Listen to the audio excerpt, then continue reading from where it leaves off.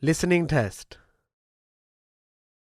You will hear a number of different recordings and you will have to answer questions on what you hear. You will have time to read the instructions and questions and you will be given time to check your work. All the recordings will be played once only. The test is in 4 parts.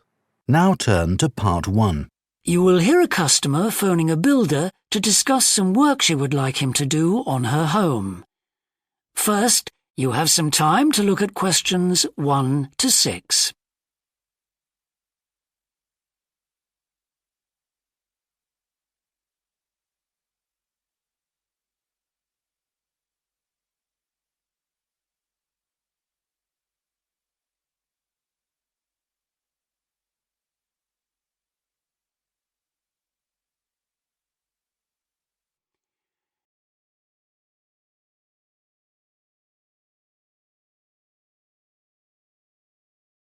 Now we shall begin. You should answer the questions as you listen, because you will not hear the recording a second time. Listen carefully and answer questions 1 to 6. Thorndike's? Good morning. Is that Mr. Thorndyke? Speaking. How can I help? I've got quite a few things which need painting and fixing in the flat, and I wonder whether you'd be able to do the work. I'm sure I'd be able to help, but let me take down a few details. Yes, of course. Well, firstly, how did you hear about us? It was my friend May Hampton. You did some excellent work for her a couple of years ago. Do you remember? Oh, yes. That was in West Park Flats. Lovely lady. Yes, she is. And what's your name, please? It's Edith Pargeter. Edith. Can you spell your surname, please? It's Pargeter. Double T, right. And do you live in West Park Flats as well? No, actually, it's East Park, flat 4. Oh, right. That's over the road, I seem to remember. Quite difficult to get to. Yes, it's at the back of the library. Right, I know. And what's your phone number? 875-934, but I'm out a great deal in the afternoons and evenings. So would the best time to ring you be in the morning? Yes. Fine, I've made a note of that. Can I just ask, I'll be in a van and I know parking's rather difficult around your flat. Where would you recommend? Well, I always tell people in larger vehicles to park by the post box on the other side of the road from the entrance. Good, thanks. And will you be able to give me a full itemised quote? Oh, yes, I'll list all the jobs separately with individual prices. That'd be a great help. No problem. Before you hear the rest of the conversation, you have some time to look at questions 7 to 10.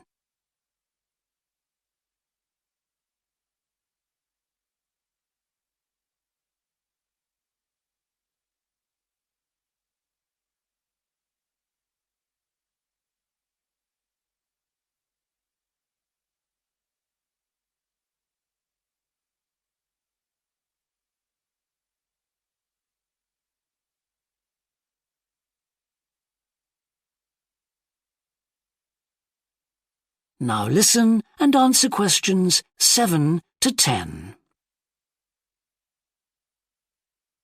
Now, what would you like me to do? Firstly, and most urgently, is in the kitchen. With all the weather damage, the glass in the door has cracked and I'd need that fixing. I presume you mean replacing? Oh, yes, and as soon as possible. What I'll do is come round tomorrow morning and do that immediately. Oh, thank you so much. The other things aren't so urgent, but... Now, I'll make a note of everything you want doing. Well, in the kitchen, I'd like some painting doing. All the kitchen walls? Just the area over the cooker. It's very greasy. Right, it does tend to get that way. Yes. Well, if you want a proper job done, what I'd need to do is strip the old paint and plaster it about a week before I paint it. Of course. Now, May tells me you also do work in the garden. That's right. Well, I'd like you to replace a fence. Just one? Yes, at the far end. Fine, shouldn't be a problem. And that's the lot. Fine. Yeah, as I say, I can come round tomorrow morning to look over things with you. Well, that's great, thank you. So, I look forward to seeing you tomorrow at... That is the end of section 1. You now have half a minute to check your answers.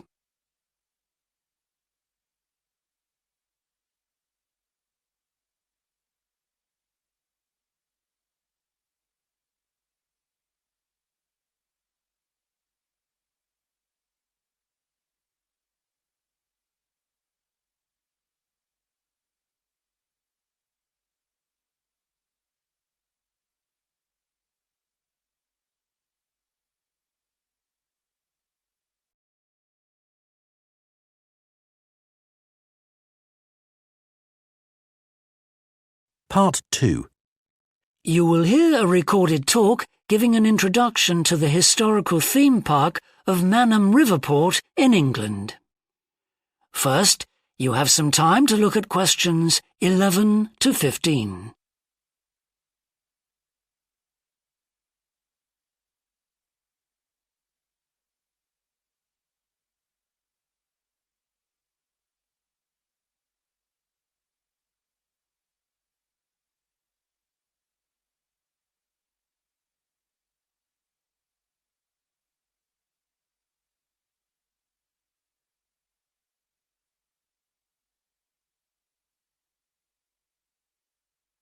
Now listen carefully and answer questions 11 to 15.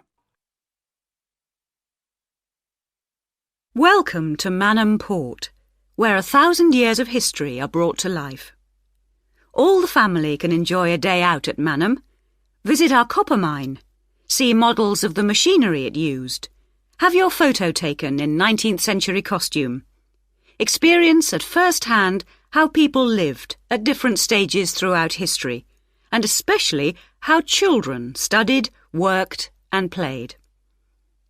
The port of Manham is located in beautiful and peaceful countryside, on a bend in the great River Avon, and developed here because it's the highest navigable point of the Avon. Boats can go no higher up this river, and proved a handy place to load and unload cargo to and from the sea, which is over 23 miles away. A small port was already established here when, about 900 years ago, tin was discovered nearby, though it wasn't until the Industrial Revolution, when a tremendous need for metals of all kinds developed, that Manham expanded to become one of the busiest ports in the country.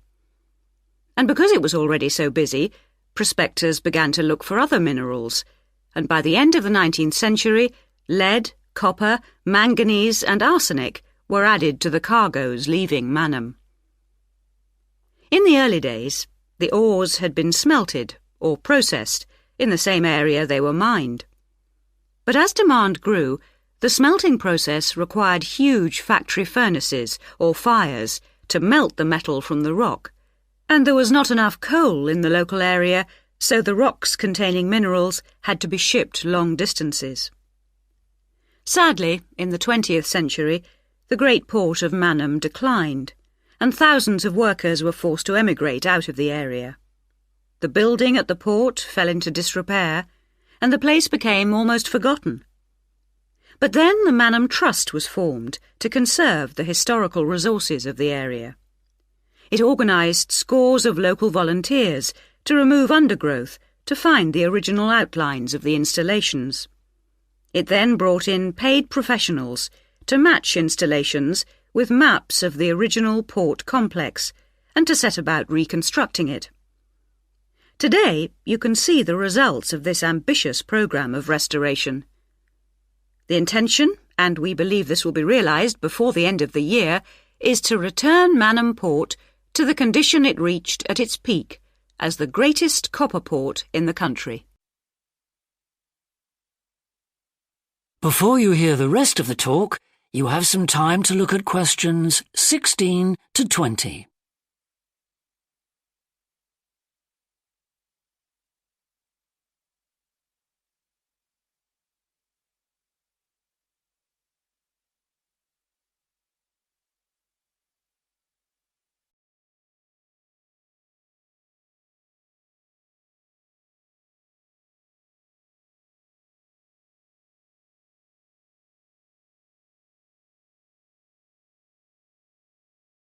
Now listen and answer questions 16 to 20. But what can you do and see on your visit today? Here are just a few highlights. We suggest you start with the visit to the copper mine. Travel on converted mining trains and journey into the depths of the mountain along seams once worked by hundreds of miners. Watch out especially for the great pumping machines which rid the mine of water.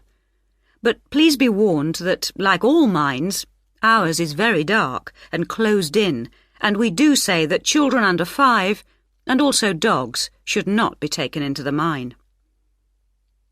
The next recommended visit is to the village school. While looking round the classrooms, take a special look at our display of games, which is one of the largest in the world.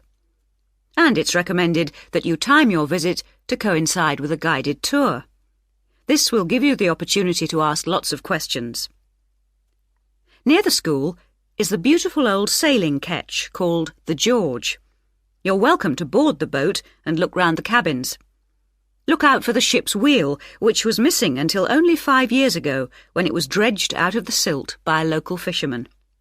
We have no idea how it got there, but it's been polished and proudly restored to its original place on the boat.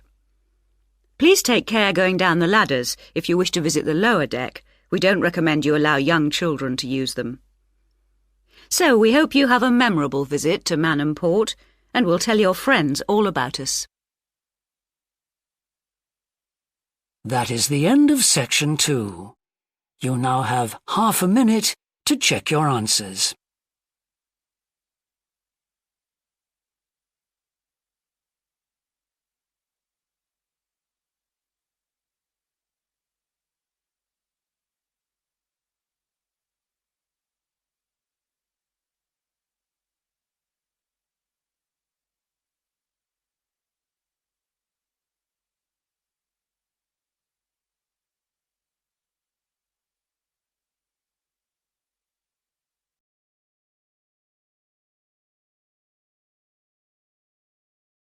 Part 3.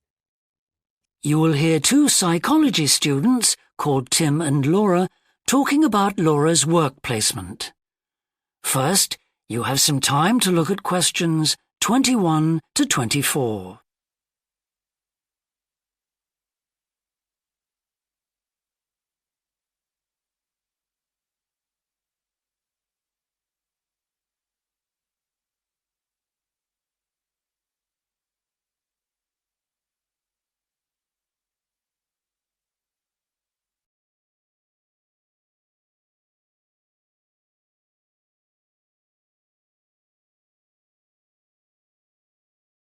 Now listen carefully and answer questions 21 to 24. Hi, Laura. Could you spare a few minutes to talk about the work placement you did last summer? I'm thinking of doing one myself. Hi, Tim. Sure. Didn't you do yours at an environmental services company? That's right. It's only a very small company, and they needed someone to produce a company brochure. And I wanted to get some business experience because I'm interested in a career in occupational psychology in a business environment. It was good because I had overall responsibility for the project. What kind of skills do you think you developed on the placement? I mean, apart from the ones you already had. Did you have to do all the artwork for the brochure, the layout and everything? We hired the services of a professional photographer for that. I did have to use my IT skills to a certain extent because I cut and pasted text from marketing leaflets. But that didn't involve anything I hadn't done before. Do you think you got any better at managing your time and prioritizing things? You always used to say you had trouble with that. Oh, definitely. There was so much pressure to meet the project deadline. And I also got better at explaining things and asserting my opinions, because I had to have weekly consultations with the marketing manager and give him a progress report.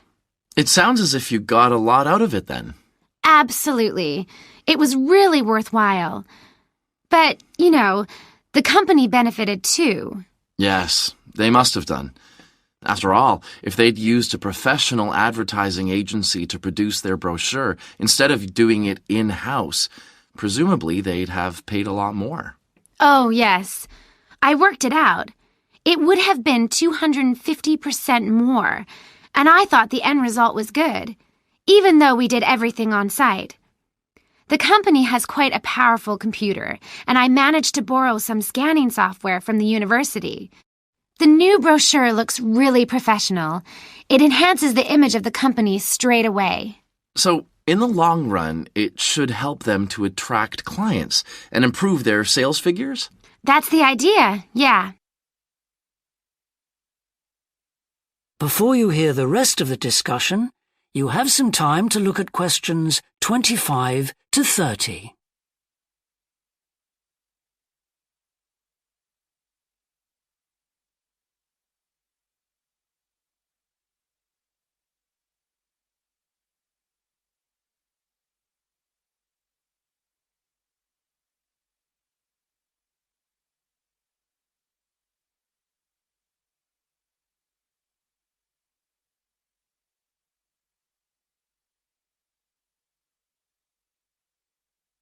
Now listen and answer questions 25 to 30.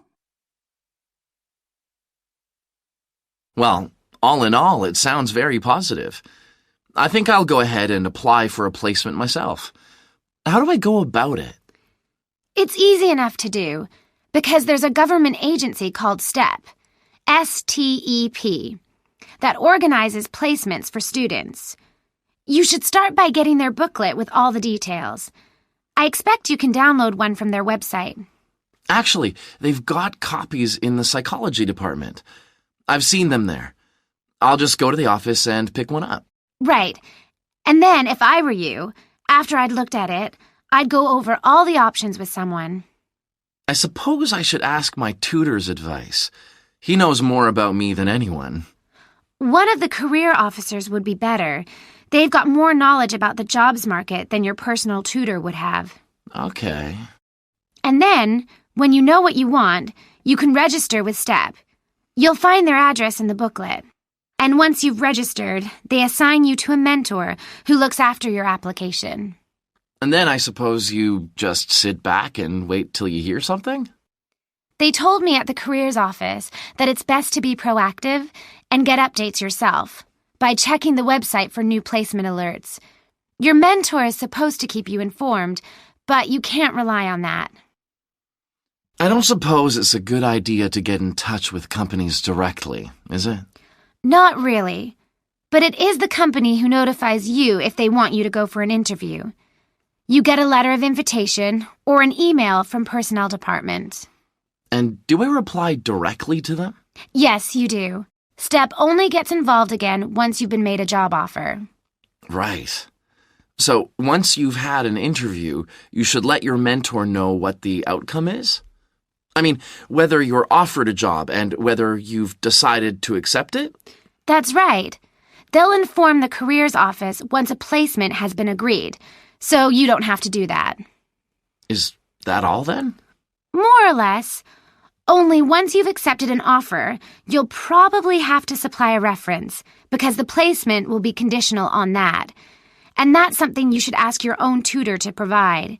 He knows about your academic ability and also about your qualities, like reliability.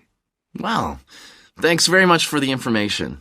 I'm starting to look forward to... That is the end of section 3. You now have half a minute to check your answers.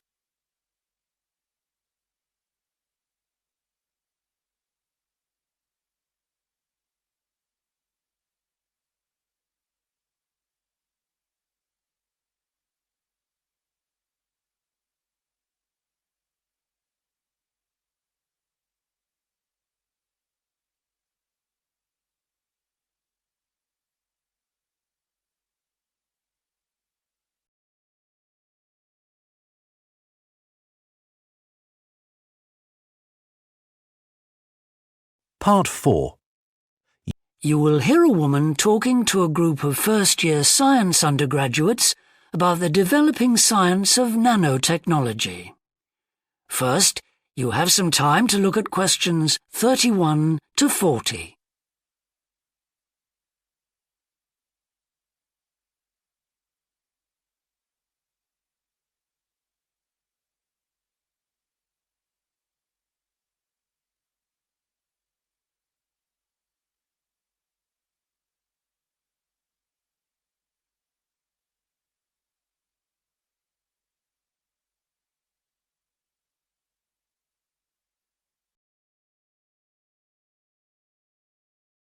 Now listen carefully and answer questions 31 to 40.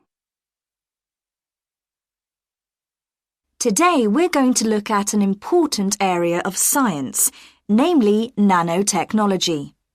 So, what is it?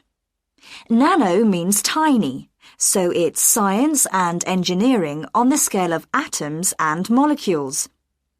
The idea is that by controlling and rearranging atoms, you can literally create anything. However, as we'll see, the science of the small has some big implications, affecting us in many ways. There's no doubt that nanotechnology promises so much for civilization. However, all new technologies have their teething problems. And with nanotechnology, society often gets the wrong idea about its capabilities. Numerous science fiction books and movies have raised people's fears about nanotechnology, with scenarios such as inserting little nanorobots into your body that monitor everything you do without you realizing it, or self-replicating nanorobots that eventually take over the world.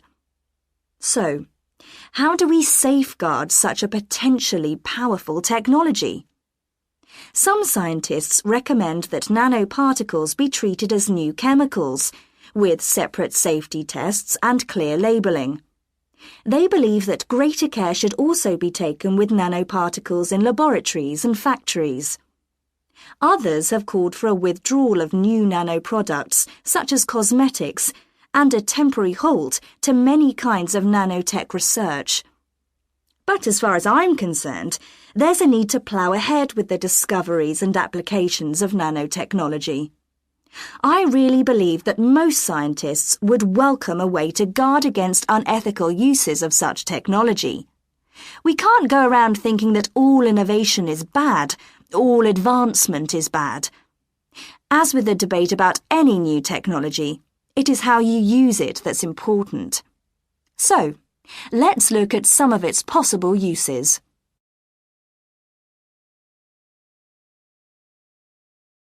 Thanks to nanotechnology, there could be a major breakthrough in the field of transportation, with the production of more durable metals. These could be virtually unbreakable, lighter, and much more pliable, leading to planes that are 50 times lighter than at present. Those same improved capabilities will dramatically reduce the cost of travelling into space, making it more accessible to ordinary people and opening up a totally new holiday destination. In terms of technology, the computer industry will be able to shrink computer parts down to minute sizes. We need nanotechnology in order to create a new generation of computers that will work even faster and will have 1,000,000 times more memory, but will be about the size of a sugar cube. Nanotechnology could also revolutionize the way that we generate power. The cost of solar cells will be drastically reduced, so harnessing this energy will be far more economical than at present. But nanotechnology has much wider applications than this and could have an enormous impact on our environment. For instance, tiny airborne nanorobots could be programmed to actually rebuild the ozone layer, which could lessen the impact of global warming on our planet. That's a pretty amazing thought, isn't it? On a more local scale, this new technology could help with the cleanup of environmental disasters, as nanotechnology will allow us to remove oil and other contaminants from the water far more effectively. And if nanotechnology progresses as expected, as a sort of building block set, of about 90 atoms, then you could build anything you wanted from the bottom up. In terms of production, this means that you only use what you need, and so there wouldn't be any waste. The notion that you could create anything at all has major implications for our health. It means that we'll eventually be able to replicate anything. This would have a phenomenal effect on our society. In time, it could even lead to the eradication of famine through the introduction of machines that produce food to feed the hungry. But it's in the area of medicine that nanotechnology may have its biggest impact. How we detect disease will change as tiny biosensors are developed to analyze tests in minutes rather than days. There's even speculation nanorobots could be used to slow the aging process, lengthening life expectancy. As you can see, I'm very excited by the implications that could be available to us in the next few decades. Just how long it'll take, I honestly don't know. That is the end of section 4. You now have half a minute to check your answers.